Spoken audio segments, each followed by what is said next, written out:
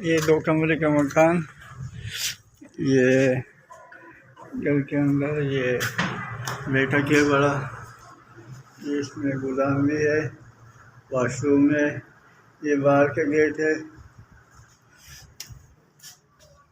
ये वॉशरूम, इसमें टंकी है, ये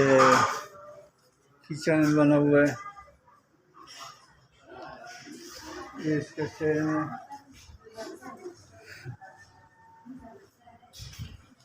ये इसका एक कमरा है,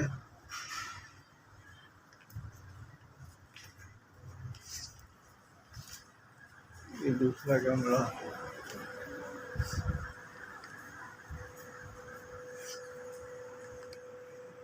इसका शहर है, इसका बरामदा है।